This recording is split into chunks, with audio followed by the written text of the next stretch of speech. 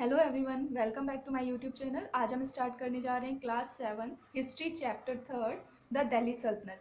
दिल्ली सल्तनत में जो टॉपिक्स हम पढ़ने वाले हैं वो है फाउंडेशन ऑफ स्लेव डायनेस्टी, कि स्लेव डायनेस्टी कैसे एस्टेब्लिश हुई थी। उसके बाद the Khilji dynasty, next invention of Timur, फिर Sayyid dynasty and Lodi dynasty.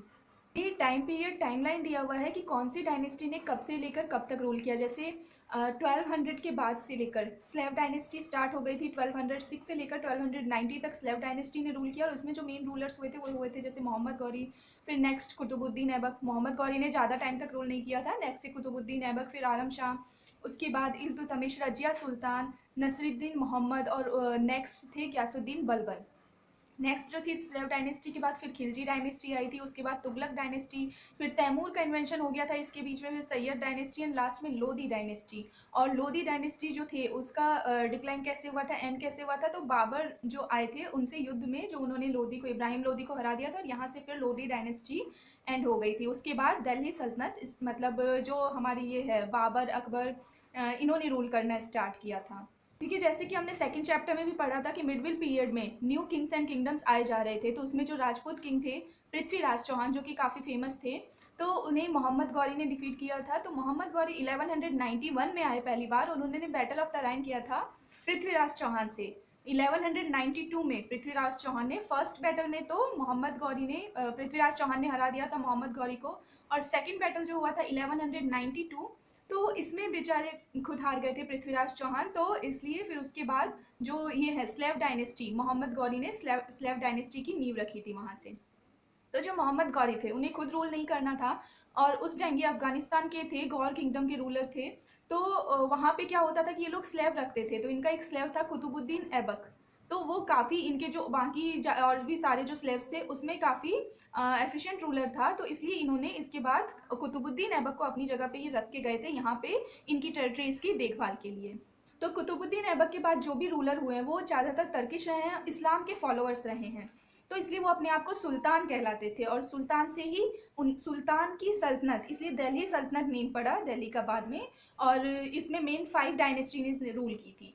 तो अब हम देखते हैं फाउंडेशन ऑफ स्लेव डायनेस्टी। 1206 से लेकर 1290 तक स्लेव डायनेस्टी चली थी। तो मोहम्मद गौरी के खुद के कोई सन नहीं था। तो जैसे कि हमने देखा कि उस टाइम में वो लोग अफगान के जो रूलर्स थे वो लोग स्लेव रखते थे अपने, तो वो लोग अपने स्लेव को अपने सन की तरह ही ट्रीट करते थे या उन्हें ट्रेन करते थे हर तरीके से।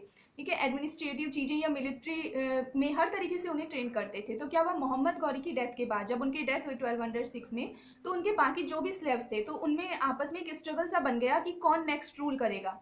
तो उन सब में से जो कुतुबुद्दीन ऐबक था वो काफ़ी एफिशिएंट रूलर था, तो इसलिए उसने क्या किया, अपने आप को सुल्तान डिक्लेयर कर दिया कि हाँ मैं आगे राजगद्दी संभालूंगा या मैं इनकी टेरिटरी देखूंगा। तो इस तरीके से कुतुबुद्दीन ऐबक ने आगे रूल किया। और जो ये स्लेव डायनेस्टी थी इन्हें और भी क्या बोला जाता था, ममलूक डायनेस्टी भी बोला जाता था, क्योंकि ममलूक का मतलब भी होता है स्लेव्स या दास। अरेबिक वर्ड है तो इसका मतलब होता है स्लेव या दास। नेक्स्ट देखते हैं कुतुबुद्दीन ऐबक। इन्होंने 1206 से स्टार्ट करके 1210 तक रूल किया था, 4 साल इन्होंने रूल किया था। कुतुबुद्दीन ऐबक जो फर्स्ट ये हुए थे, सुल्तान हुए थे, तो इन्होंने सुल्तान बनने के बाद दिल्ली, अजमेर, झांसी, मेरठ, ये सारा एरिया अपने अंदर ले लिया था, ये सारा एरिया कैप्चर कर लिया था और एक अच्छे एडमिनिस्ट्रेटर की तरह मतलब ये रूल कर रहे थे। और उसके बाद ये अपनी चैरिटी के लिए फेमस थे, काफ़ी दान देते थे और इस वजह से उन्हें लाख बख्श बोला गया था। लाख बख्श का ये दिया गया था, उपाधि दिया गया था, गिवर ऑफ लाख्स, की लाखों के लाख मतलब ये दान करते थे बहुत ज़्यादा। और ये क्या थे, आर्ट एंड लिटरेचर काफ़ी शौकीन थे इन चीज़ों के। इन्होंने जो 2 फेमस मॉस्क्यूज बनाए थे, एक कुव्वतुल इस्लाम था दिल्ली में और 2.5 दिन का झोपड़ा इन्होंने अजमेर में बनाया था। और उन्होंने कुतुब मीनार भी स्टार्ट करवाया था लेकिन बाद में इसे कंप्लीट नहीं कर पाए थे ये। और इनकी डेथ जो है एक्सीडेंट से हुई थी, ये पोलो खेल रहे थे उस टाइम, 1110 में इनकी डेथ हो गई थी। पोलो खेलते वक्त घोड़े से गिरने के कारण इनकी डेथ हो गई थी। नेक्स्ट कुतुबुद्दीन के बाद जो नेक्स्ट रूलर हुए थे वो थे इल्तुतमिश। इल्तुतमिश ने 1112 से 1211 से लेकर 1236 तक रूल किया था। तो इनका पूरा नाम था इनका शमशुद्दीन इल्तुतमिश।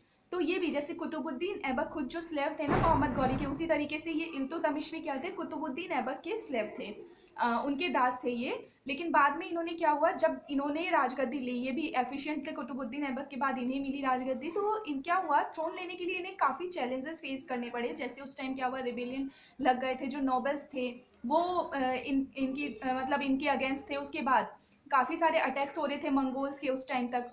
मंगोल्स जो थे उस टाइम वो सेंट्रल एशिया से एक ट्राइब आया था जो यहाँ पे मतलब कंटिन्यू अटैक किए जा रहे थे बार बार। उसके बाद इल्तुतमिश ने क्या किया था, जो राजपूत रूलर्स थे, जो उज्जैन और रणथंबोर के रूलर्स थे, उन्हें भी इन्होंने डिफीट किया था। और उसके बाद लाहौर और मुल्तान दोनों के जो उस टाइम किंग थे नसीरुद्दीन क्वाबाचा, इनको हराया था। ये मतलब मुल्तान के गवर्नर थे। तो इनको नसीरुद्दीन क्वाबाचा को भी हराया था। तो इल्तुतमिश को इसी वजह से क्या हुआ कि अपने थ्रोन को लेकर काफ़ी चैलेंजेस उन्हें फेस करने पड़ रहे थे। नेक्स्ट जो रूलर थी वो थी रजिया सुल्तान।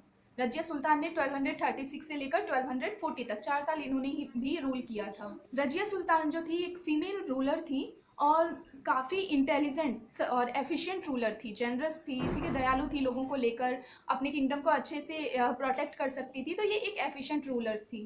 तो इनके ऐसा नहीं था कि इल्तुतमिश के और सन नहीं थे, इनके और सन भी थे। लेकिन क्या हुआ कि उनमें से कोई भी इन्हें नहीं लग रहा था कि एफिशिएंट रूलर है या इनके थ्रोन को आगे सही तरीके से चला पाएगा। तो इन्होंने अपनी जो बेटी थी रजिया, उन्हें फिर थ्रोन दे दिया था और उन्हें आगे सुल्तान बना दिया था। तो इन्होंने रजिया को अपना सक्सेसर बनाया। तो उस टाइम जो नोबल्स थे वो इनके खिलाफ हो गए थे। वो ये नहीं एक्सेप्ट कर पा रहे थे कि एक फीमेल लेडी, मतलब फीमेल जो है वो रूल करेगी यहाँ पे सल्तनत में, फीमेल जो है वो सल्तनत को चलाएगी। तो वो इस चीज़ को एक्सेप्ट नहीं कर पा रहे थे, इसलिए इनके अगेंस्ट थे, इस चीज़ से डिसअपॉइंट थे और इनके अगेंस्ट थे। देखिए नोबल्स क्या होते हैं, नोबल्स होता है कि उस टाइम जो भी जैसे ऑफिशियल पोस्ट जिन्हें अच्छी मिली हुई थी या मिलिट्री के जो हेड थे, वो सारे लोग नोबल्स कहलाते थे, जो किंग को किसी चीज़ में एडवाइस करते थे या किंग उनके और जो सुल्तान था उनकी और आंसरेबल होता था। तो वो थे, तो पेट्रियार्कल सोसाइटी थी। तो नोबल्स को ये चीज़ बर्दाश्त नहीं हो रही थी कि एक फीमेल रूलर कैसे रूल करेगी यहाँ पे। तो उन्होंने क्या किया, इल्तुतमिश की डेथ के बाद जो रुकनुद्दीन फिरोज शाह है इल्तुतमिश के सन, उन्हें सक्सेसर चुना था नोबल्स ने। लेकिन इल्तुतमिश ने रजिया सुल्तान को बना दिया था, इसलिए वो लोग डिसअपॉइंटेड थे। तो उसके बाद रुकनुद्दीन जो था वो इनएफिशिएंट रूलर था, मतलब सही तरीके से रूल नहीं कर पाता, उसे बस एंटरटेनमेंट में अपना टाइम पास करता था। तो इसलिए रजिया ने अपने थ्रोन लिया था। तो रजिया को काफ़ी चैलेंजेस फेस करने पड़े, खास करके जो 40 नॉवेल्स का एक ग्रुप था एक अलग से, वो इनके अगेंस्ट थे। उसके बाद रजिया ने मतलब जो रजिया के फॉलोवर्स थे जो उसको सपोर्ट करते थे, तो उनकी हेल्प से रजिया ने फिर थ्रोन अपना ऑक्यूपाई किया था। क्या हो रहा था, इनके खिलाफ जैसे साजिशें होती रहती थी पीछे से, क्योंकि लोग एक्सेप्ट नहीं कर पा रहे थे खास करके जो नॉवेल्स हैं। इसलिए रजिया काफ़ी कम टाइम तक, एक शॉर्ट पीरियड तक ही रूल कर पाई। और उनकी उसके बाद जो उनका मतलब ब्रदर था नसीरुद्दीन ने अपना मतलब थ्रोन ले लिया था, थ्रोन ऑक्यूपाई किया था। लेकिन नसीरुद्दीन जो थे वो एक तरीके से बस नाम के लिए ही रूल कर रहे थे। जो उस टाइम उनके गार्जियन थे या मतलब जो नोबल्स थे ना, उनके ग्रुप का जो हेड था गयासुद्दीन बलबन, वो उनको चला रहा था एक तरीके से कि हाँ किंग तो सुल्तान तो उसको बना दिया, लेकिन सारी चीज़ें कौन देखेगा, तो गयासुद्दीन बलबन वही एक नाम के वो रूल कर रहे थे, नाम के लिए बस सुल्तान बना दिया था नसीरुद्दीन को। तो नेक्स्ट गयासुद्दीन बलबन, जब नसीरुद्दीन की डेथ हुई तो उसके बाद गयासुद्दीन बलबन ने रूल करना स्टार्ट किया। तो 1266 से लेकर 1287 तक रूल किया था नसीरुद्दीन बलबन। नसीरुद्दीन की डेथ के बाद 1266 में जब नसीरुद्दीन की डेथ हुई तो गयासुद्दीन बलबन उसकी जगह पे रूल करने लग गए। तो वो सुल्तान बन गए दिल्ली के। उन्होंने अपने आप को कह दिया कि हाँ मैं सुल्तान हूँ, मैं अब रूल करूंगा। और वो स्ट्रॉन्ग मैन थे, वो क्या बिलीव करते थे कि अगर आपके पास पावर है तो आप रूल कर सकते हो। पावर रूल जो है वो पावर से ही किया जा सकता है। तो ये खुद तो मतलब स्लेव थे इल्तुतमिश के, लेकिन अपने आप को ये सोचते थे कि मुझे भगवान माना जाए, भगवान की तरह रेस्पेक्ट मिले। ठीक है, तो उस टाइम इन्होंने क्या किया था, जैसे मंगोल्स के अटैक हो रहे थे तो अपने अपने एम्पायर को उससे मतलब प्रोटेक्ट किया था मंगोल्स के अटैक से। और उसके बाद ये मानते थे कि लोग क्या करें, मुझे भगवान की तरफ पूजे। तो इसलिए इन्होंने क्या किया, दो कस्टम उस टाइम जो पर्शियन कस्टम्स थे, एक तो सिजदा पाइवॉज या फिर जमीन बोस, ठीक है, वो स्टार्ट करवाया था। उसके अकॉर्डिंग क्या होता है, सिजदा का मतलब है जैसे झुक के, मतलब अगर आपके जो सुल्तान आ रहे हैं तो उनको घुटनों पर बैठ के झुक के प्रणाम करना है उनके ऊपर, मतलब उनके पैरों पर लेटना है, ठीक है, सर टेकना है। तो इस तरीके से सिजदा ये था। तो वो चाहते थे कि हाँ सिजदा इंट्रोड्यूस करवाया था। और वो मतलब ये, लेकिन लोग उनके खिलाफ हो गए, अगेंस्ट हो गए। क्यों? क्योंकि लोगों का ये मानना था कि जो सुप्रीम पावर है अर्थ पे वो एक ही है, जो उनके गॉड हैं वही है, कोई दूसरा कोई इंसान कैसे गॉड बन सकता है। तो इसलिए लोग इनके अगेंस्ट हो गए थे। उसके बाद जो ये गयासुद्दीन बलबन है, इनकी डेथ हुई थी 1287 में। उसके बाद जो इनके नेक्स्ट सक्सेसर हुए थे वो काफ़ी वीक थे, इसलिए ये डायनेस्टी जो है आगे नहीं बढ़ पाई, डिक्लाइन होना स्टार्ट हो गई। और नेक्स्ट जो डायनेस्टी आई थी उस टाइम वो थी खिलजी डायनेस्टी।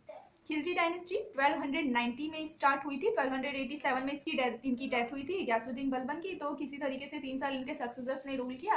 1290 से लेकर और 1316 तक चली थी खिलजी डायनेस्टी। तो ये जो खिलजी डायनेस्टी थी, इन्होंने जो बलबन के ग्रैंडसन थे वो काफ़ी वीक था, तो उनको मार दिया था। और उसके बाद जलालुद्दीन खिलजी ने मतलब रूल करना स्टार्ट किया था 1290 से। तो इसके बारे में जो है हम नेक्स्ट वीडियो में पढ़ेंगे, खिलजी डायनेस्टी और उसके आगे की जो डायनेस्टी है दिल्ली सल्तनत में।